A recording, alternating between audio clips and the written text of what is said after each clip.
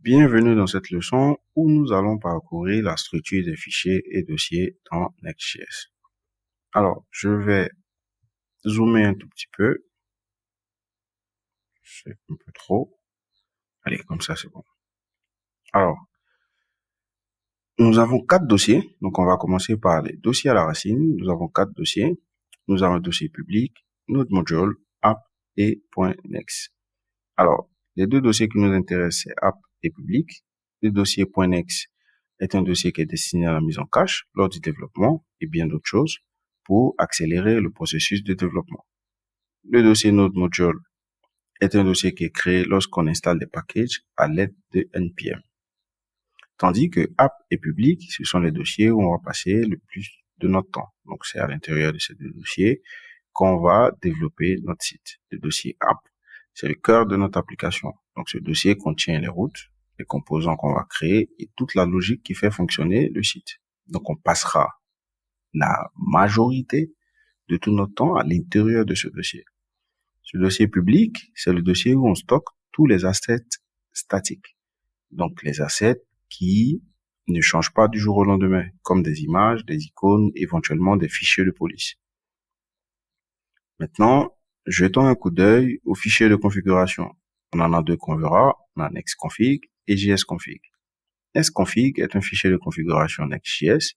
Il permet de personnaliser différents aspects de l'application. Dedans, on pourra faire des configurations de Webpack, ajouter des variables d'environnement, des redirections, des entêtes et bien plus encore. Ensuite, on a le fichier jsconfig. Donc, le fichier jsconfig sert à configurer les options du compilateur pour les projets JavaScript. Donc, par exemple, ici, il est configuré déjà parce qu'on l'a spécifié lors de l'installation de Next.js, les alias d'importation qui ont été installés automatiquement après l'installation de Next.js.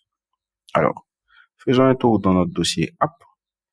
Et dans le dossier app, on verra différents types de fichiers. Le fichier page, layout, global CSS et page module.css. Alors, page est un composant de page que Next va utiliser pour construire les différentes pages de notre site. Donc, on verra dans les prochaines leçons comment créer, naviguer à travers les pages. Ensuite, on a layout.js qui est utilisé pour définir une mise en page commune à plusieurs pages, permettant de partager des éléments UI, donc des éléments d'interface utilisateur, comme des navbars, des footers et autres.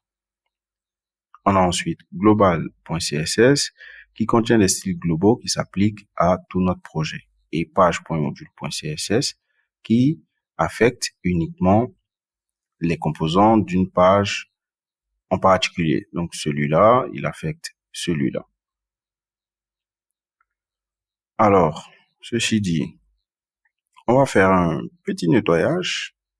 Je vais juste dézoomer un tout petit peu. Je pense que c'est bon. On va dans notre fichier page. On va supprimer tout ça. Déjà, on va créer juste une div avec à l'intérieur un H1 et on va dire bienvenue sur notre site. On va retirer toutes ces importations. On va sauvegarder. On va supprimer ce fichier page.module.css. Le fichier global.css. On va supprimer tout ce qui est à l'intérieur. Et on sauvegarde. Et le fichier layout. On va supprimer la police. Et les metadata. Metadata. Et ensuite, ça. Et si on sauvegarde, et on va sur localhost.3000, on voit notre bienvenue sur notre site. Cool.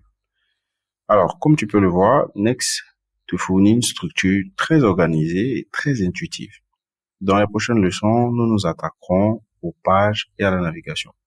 À tout de suite.